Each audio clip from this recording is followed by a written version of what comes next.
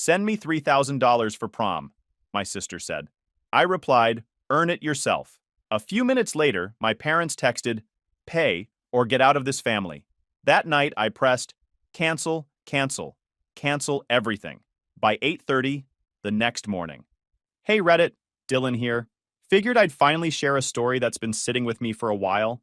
The kind that starts with family drama and ends with a reality check I didn't see coming. It's not one of those sappy forgiveness tales either. Just a guy realizing that sometimes helping turns into being used. Buckle up. This one got messy. I, Dylan, 35 male, run my own small business, doing all right for myself. Nothing fancy, but I built it from the ground up. No handouts, no shortcuts. Which is probably why what happened that morning pissed me off as much as it did. I was in the middle of a client call when my phone started buzzing like it was trying to self-destruct. I ignored it once, twice, and then again. By the fifth buzz, I thought something had caught fire somewhere. I glanced down, saw my sister's name Lexi, and immediately rolled my eyes. She's 18, senior year, and the kind of person who treats every minor inconvenience like a national crisis. I let the call go to voicemail thinking I'd deal with it later. Then a text popped up. Send me $3,000 for prom.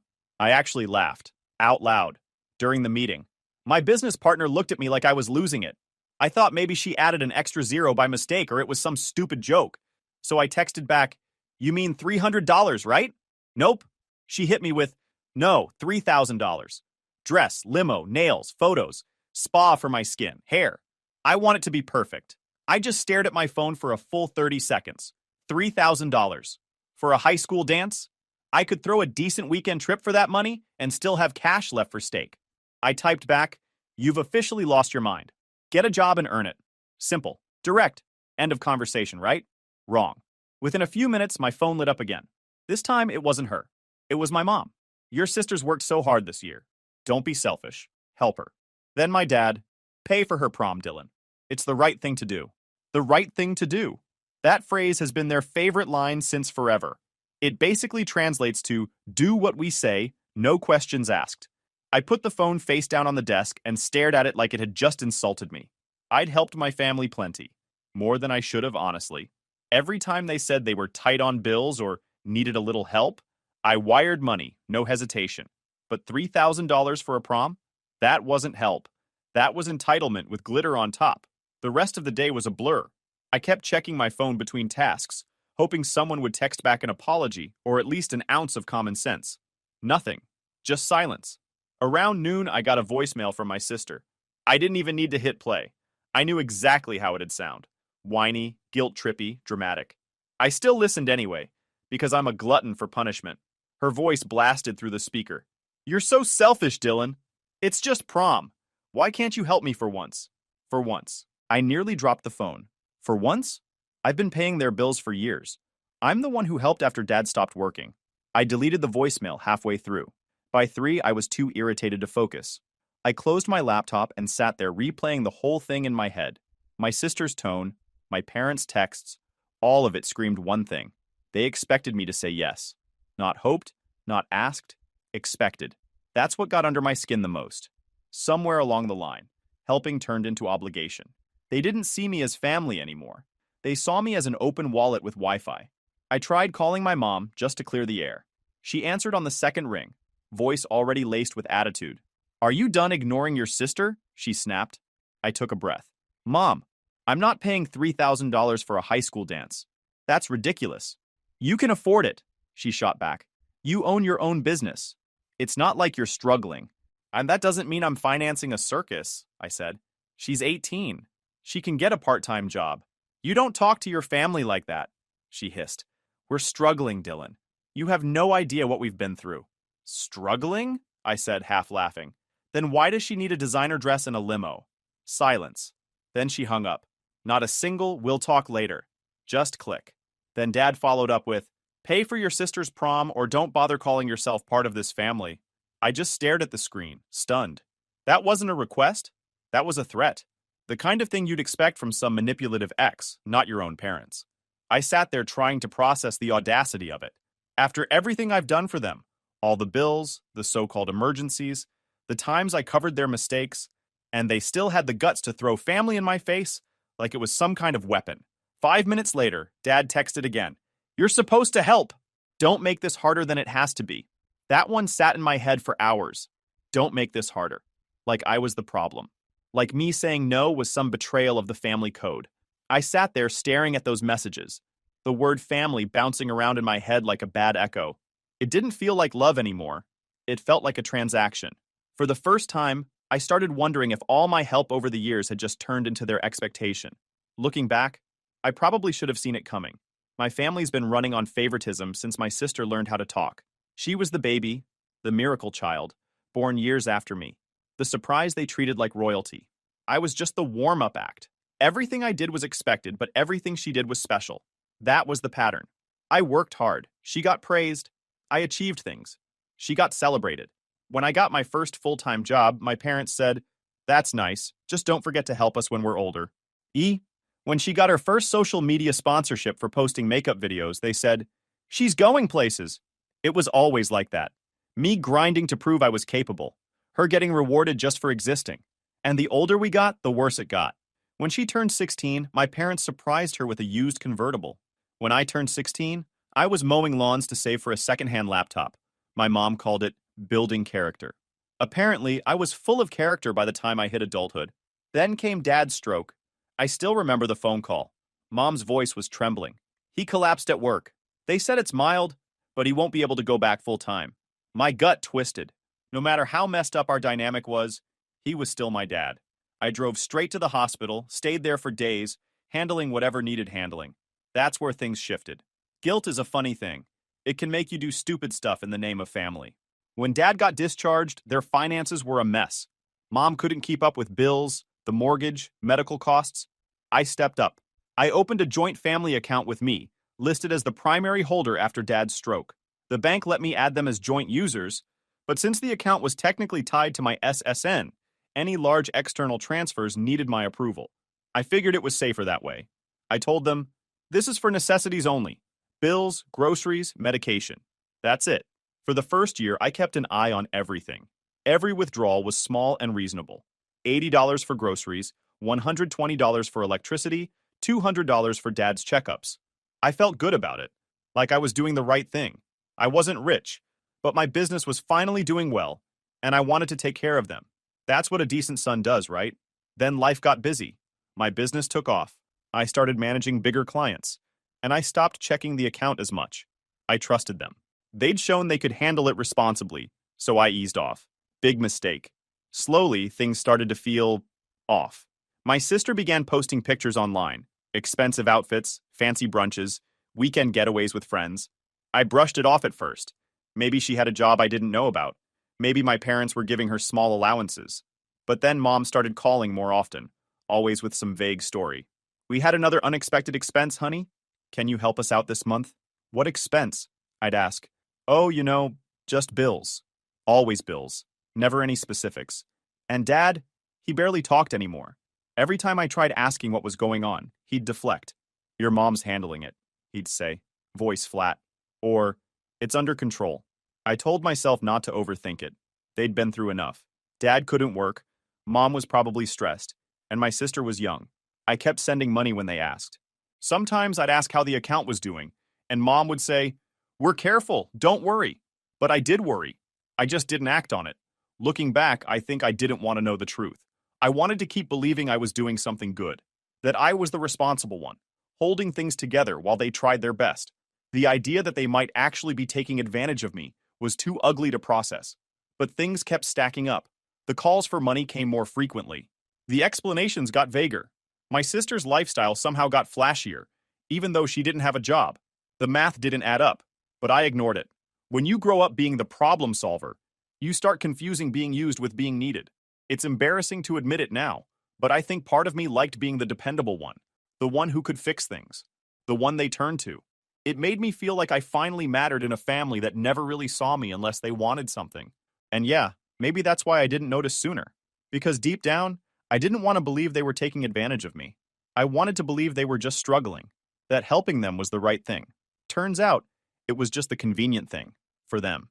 So yeah, call it stupidity, call it denial, whatever you want. I ignored every red flag because I didn't want to face the reality that my family didn't need saving. They just needed someone willing to pay the price for their comfort. And for years, that someone was me. The next morning, I was back at work, trying to get my head straight. I told myself I'd ignore their messages, focus on clients, and move on. Then my phone buzzed with that specific tone I hadn't heard in a long time. My bank alert. I looked down and froze. Alert. Pending external transfer. $5,000. Because I was the primary account holder, the bank froze the transfer and sent me a confirmation alert. I hadn't seen one of those in years. For a second, I thought I misread it. Then I saw the time. 8:42 a.m. Less than 24 hours after my sister demanded $3,000 for prom. My pulse jumped. I'd set that alert years ago to notify me about any withdrawal over $2,500. It was a security measure I completely forgot existed. And now, suddenly, it was flashing at me like a warning siren. I opened my banking app and stared at the pending notification. $5,000. From the joint family account. It wasn't processed yet, just sitting there, waiting for confirmation. My gut twisted. I hadn't touched that account in months, since the account was technically under my name. Any big transfer like that needed my manual approval. They could swipe their debit cards freely for everyday stuff, groceries, gas, whatever. But this was different. It meant someone had tried to send money out of the account completely. Either way, I wasn't about to just hit approve. I called my sister first. She picked up after the second ring, sounding like she'd just woken up. Morning, I said, voice flat. You try to move $5,000 out of the family account. What? She mumbled. No, what are you talking about? Don't play dumb, Lex. I got a notification. $5,000 pending transfer. I didn't do anything, she said quickly, her tone flipping from sleepy to defensive. Ask Mom. So you have no idea about this? No, she snapped.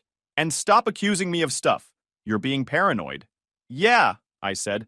Funny how paranoid always ends up being right in this family. She huffed. You're ridiculous, and hung up. Typical. Next up, Mom. I didn't even want to call, but I had to. She answered on the first ring, already in her sweet but manipulative tone. Dylan, how are you? Cut it, I said. Why is there a $5,000 transfer pending from the joint account?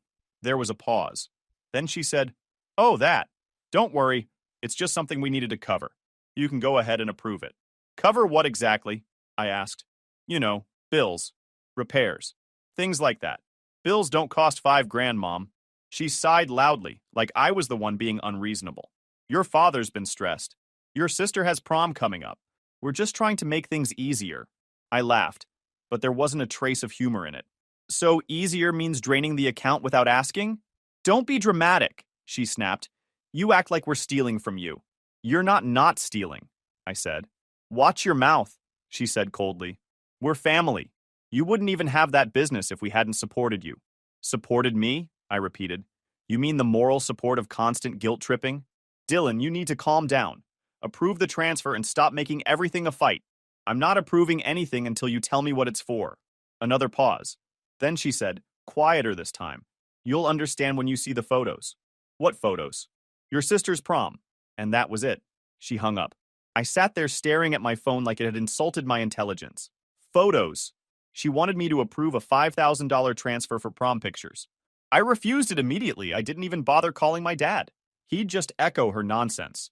Your mother's handling it, or don't stress her out. Same script every time. My brain was running in circles. If they were confident enough to request $5,000 in one shot, how many smaller transactions had slipped past me without alerts? I hadn't checked the detailed history in months, maybe years. I needed answers. Real ones. That's when I thought of Sam. Sam's a longtime friend and my go-to whenever something smells fishy. He's a lawyer, sharp as hell, and not the type to sugarcoat things. I shot him a quick text. Hey man, need legal eyes on something? Might be family related. He replied in seconds. That sounds bad already. Come by the office tonight? 6 feet? Perfect, I wrote back. The rest of the day, I couldn't focus on a single thing. Every time my phone buzzed, I thought it was another withdrawal. I kept checking the app just to make sure that pending status hadn't switched to approved. It didn't. Not yet. But the timing, the excuses, the casual way Mom talked about it, it all fit too neatly. They weren't panicking because to them, this wasn't stealing. It was normal. It was expected. When 6 rolled around, I drove to Sam's office. He was waiting, sleeves rolled up, sipping coffee like he'd already predicted the mess. What's up? He asked. I laid it all out. The prom text, the guilt tripping, the $5,000 alert. He leaned back. You didn't approve it, right? Of course not. Good, he said. Bring your laptop tomorrow. I'll help you dig through the account history. Let's see what they've been doing. I nodded. Thanks, man. I've got a bad feeling about this. You should, he said. If this isn't their first time, it's going to get ugly. I stopped a $5,000 transfer, but the damage had been happening for a long time. And as I sat there staring at the screen, it hit me. They hadn't just asked for help. They'd built their lifestyle around expecting it. By the next evening, I was done guessing. I drove to Sam's office straight after work, still wearing the same half-ironed shirt from the morning. The whole day had been noise, calls, emails, and that same $5,000 alert sitting in my inbox like a ticking time bomb. I didn't approve it, obviously, but I needed to know what was really going on. No more maybes. When I walked in, he was already behind his desk, sleeves rolled up, glasses low on his nose, staring at his laptop like he was about to cross-examine the bank itself. He nodded at the chair in front of him. You bring the login details? I handed him a folder. Everything's in there. He started typing, his fingers flying across the keyboard. I sat across from him, tapping my foot against the carpet, the silence thick enough to choke on. A few minutes later, he leaned forward, eyes narrowing at the screen. Well, he said slowly, you weren't exaggerating. What do you see? I asked, leaning in. He turned the laptop toward me. Look at this. It's been going on for years. The first few pages looked normal. Small transactions, grocery stores, pharmacies, utility payments. Then the pattern changed. Hundreds turned into thousands. And then there were names that had no business showing up. Jewelry stores, boutique clothing shops, travel agencies, and what looked like a prom event planner. Sam scrolled through the list, his tone even but firm. These charges go back 4 years. Small enough individually that you wouldn't notice, but together, he pulled up the total. We're talking just over $80,000. My chest tightened. I stared at the screen, trying to process the number. $80,000? He nodded. Yep, slow bleed. Probably thought if they kept it under the radar, you'd never check. I rubbed my temples. I feel like an idiot. Honestly, you are, Sam chuckled. But you trusted your family. That's what makes this sting. I've seen many cases like this before. I looked at the breakdown again. Jewelry store charges popped up every few months. Boutique names I didn't recognize. Payments to what looked like a travel agency in Kansas City. Then those tiny, sneaky charges. $300 here, $450 there. Always labeled as household, MISC, or personal expense. Sam kept scrolling. Credit card companies, too. They've been funneling your money to cover their debts. I leaned forward, jaw tightening. So all those times they said they were short on bills or had a medical emergency were lies, Sam said, finishing for me. It hit me hard, but not in the way I expected. I didn't feel sad or broken. I just felt cold, like I'd finally hit the point past disappointment. Sam glanced at me. You want to see the prom thing? I frowned. What do you mean? He highlighted one of the recent transactions. I almost laughed. They didn't even try to hide it.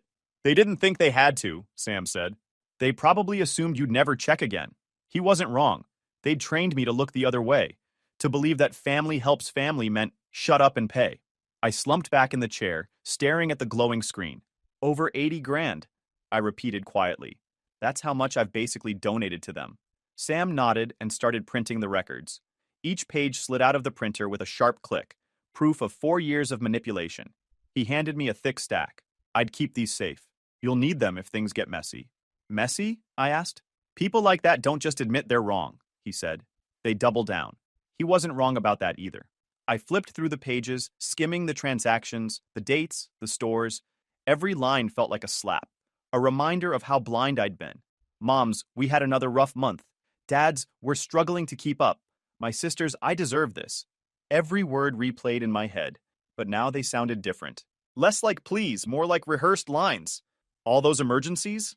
Lies. Every last one of them. I should have felt heartbroken, but I didn't. I was past that. It's like once you see how far someone's willing to go to take advantage of you, the love part just switches off. Inside, I spread the printed papers across my kitchen table like puzzle pieces. Lines of transactions, dates, and charges filled every inch of the surface. Jewelry, boutique, travel, event planner, over and over. It was like watching my own generosity get itemized into luxury goods.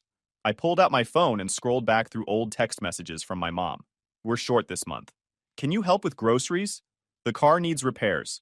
Every single message now had a dollar sign attached to it in my head. Not one was real. I sat there for hours, just looking at it all. My phone buzzed a few times. Mom, Dad, even my sister. I didn't answer. I was done explaining myself to people who only listened when I was paying their bills. It wasn't about revenge. It wasn't about getting even. It was about ending it. By midnight, I had everything stacked neatly in a folder. Every printout, every bank record, every lie documented. I stared at the folder for a long time, then set it by the front door. Tomorrow, I was going to visit them. Not to argue or beg for an explanation, just to end this once and for all. The next morning, I woke up early. Didn't even need an alarm. I barely slept, just kept staring at that folder on the table like it was some kind of loaded weapon. By 7, I grabbed it, got in my truck, and started the drive to my parents' place. Their house sat in a quiet suburban neighborhood, same home sweet home sign they've had since the 90s. The kind of place that looks normal from the outside, but you know the walls have heard a lot of yelling. When I pulled into the driveway, I took a deep breath, grabbed the folder, and walked up to the door. Before I could knock, my mom opened it like she'd been waiting. "Dylan," she said, all tight smile and fake warmth. "Did you finally calm down?" I stepped inside without answering. The air in there felt thick, not just from the stuffy heater, but from tension. My dad was standing near the window, arms crossed, face unreadable. My sister was on the couch, scrolling her phone like she couldn't care less. "Sit down," my mom said. "We need to talk." "Yeah," I said, dropping the folder on the coffee table. "We do." She frowned when she saw the stack of papers. "What's that?" "Proof," I said flatly. Her smile twitched. "Proof of what?" I sat down, spread the papers out slowly. "Let's start with this one. Payments to credit card companies. Over 4 years, you used my money to pay off at least 3 different cards. Then there's the jewelry store charges, the boutique receipts, and oh, I pulled one sheet out and slid it across the table. The prom planner. That one's new." My sister glanced up from her phone for half a second, then looked back down. Not even a flinch. My mom's face went from pale to red in record time. "How dare you dig through our finances?" she snapped. "That's private." I let out a dry laugh. "Private? It's my account. You think we're stealing from you?" she shot back. "Do you want me to read the totals out loud?" I said, flipping another page. "Because this one here," I tapped the line item. "Want to explain that one?" My dad finally spoke, his voice low but firm. "You're supposed to help us, Dylan. We raised you. You wouldn't even be where you are without us." I turned to him slowly. "You mean the same way I helped when I covered your bills after the stroke? When I paid your mortgage twice? Or when I set up this account to keep things afloat while you said you were drowning?" He looked away, jaw tight. "You don't understand. Debt piles up. We did what we had to do."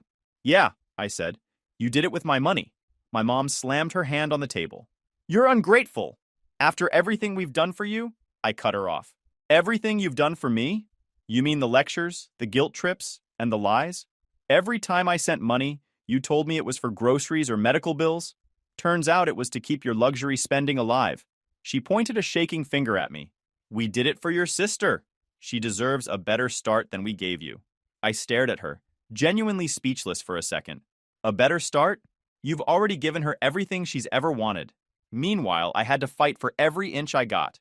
You didn't even come to my business launch because she had a dance recital." "She's our baby," Mom said, like that excused everything. "She's 18, I said. "She's not a baby. She's rotten spoiled." My sister finally looked up, rolling her eyes. "You're being dramatic," she said, voice dripping with attitude. "It's just money." I turned to her, calm but sharp. "You don't get to say that when it's not your money."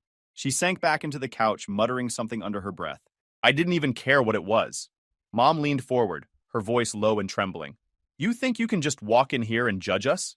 You're not perfect either. You cut us off emotionally. You never visit. You act like you're better than us." I leaned back in the chair, folded my arms, and said, "You're right. I am better than being used. I worked for everything I have. You turned my help into a paycheck. And now you're angry that the ATM finally stopped spitting cash." That shut her up for a second. Dad tried to step in again. "You can't just abandon your family like this, son." I stood up, gathering the papers. "You abandoned me first," I said quietly. "The moment you decided lying was easier than asking." Mom shot up from the couch. "Don't walk out on us, Dylan. You're destroying everything we've built." I paused at the doorway and looked back. "No, Mom. You did that the day you taught my sister that love comes with a price tag." Her face froze. My dad looked away. My sister kept scrolling like nothing happened. And just like that, I knew there was nothing left to say.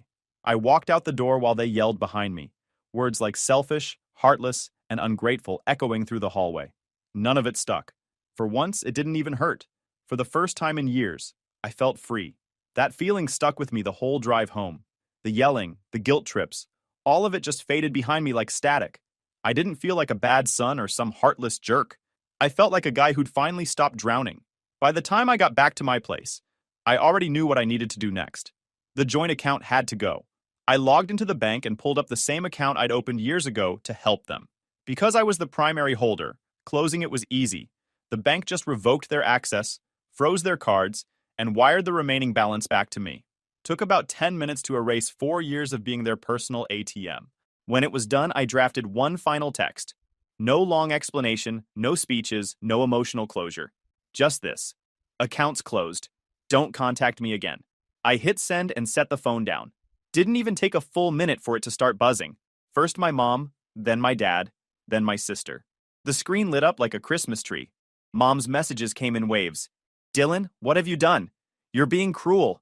We have bills to pay. Dad's tone was colder. This isn't the way to handle things.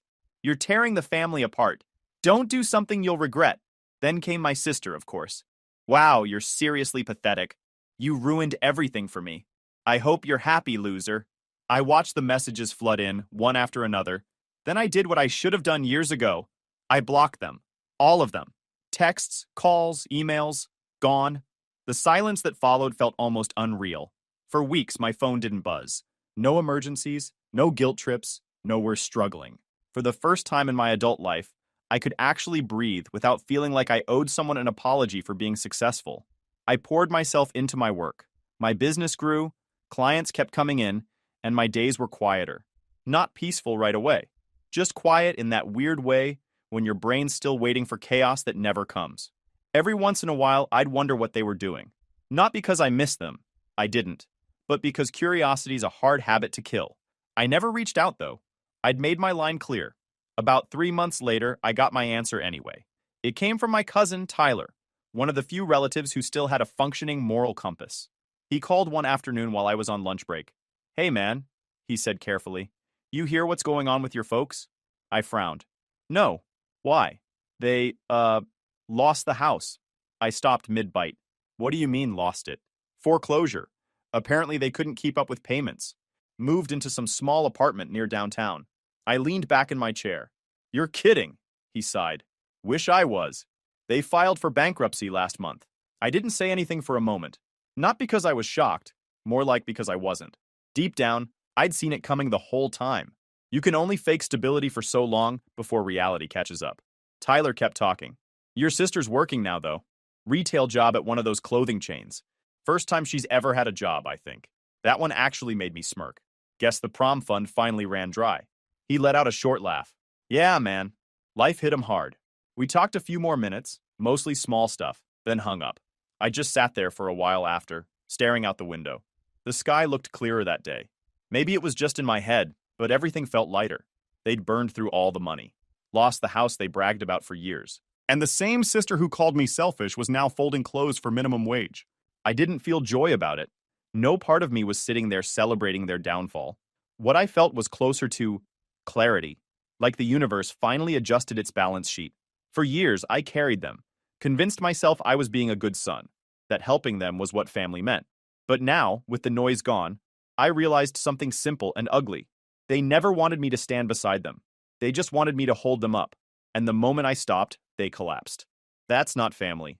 That's dependency dressed up as love. Weeks passed, then months. Life moved on.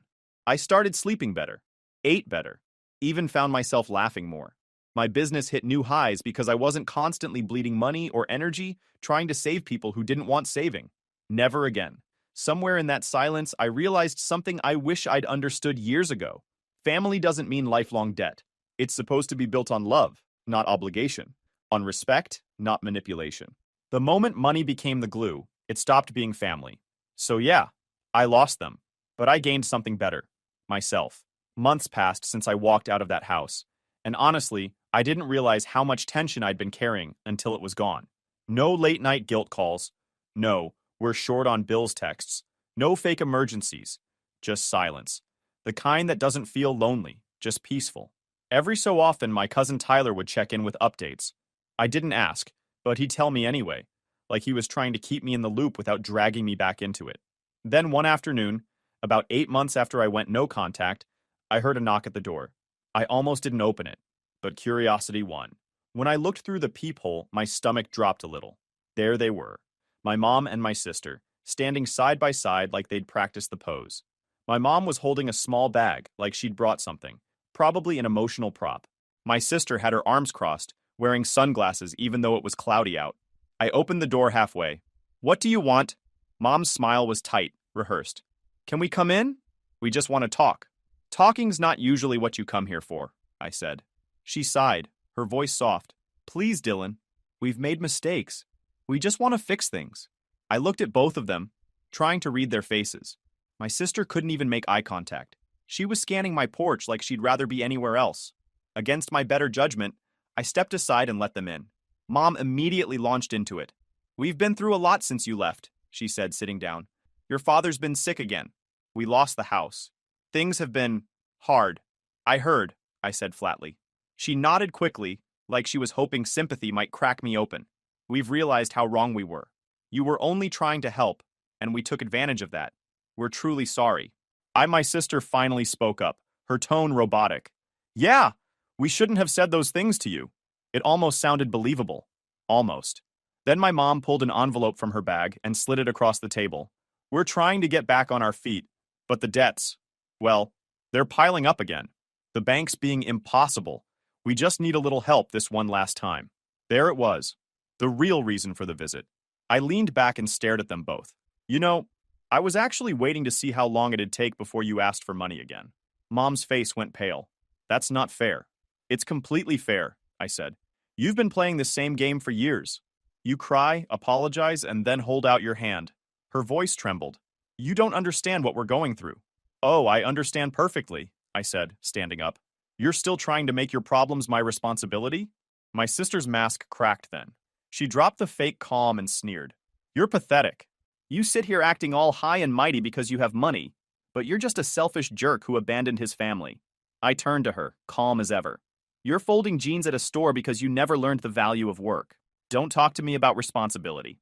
Her jaw dropped, and for once, she didn't have a comeback. Mom stood up too, tears welling. "You've changed, Dylan.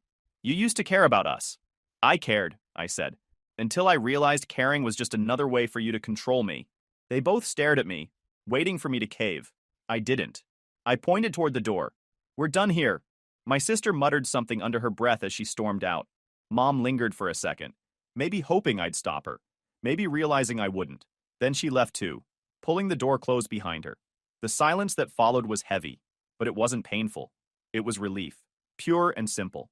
I stood there for a while, looking at the empty spot where that envelope sat on the table. I could have helped them. I had the money, but that's not what they needed.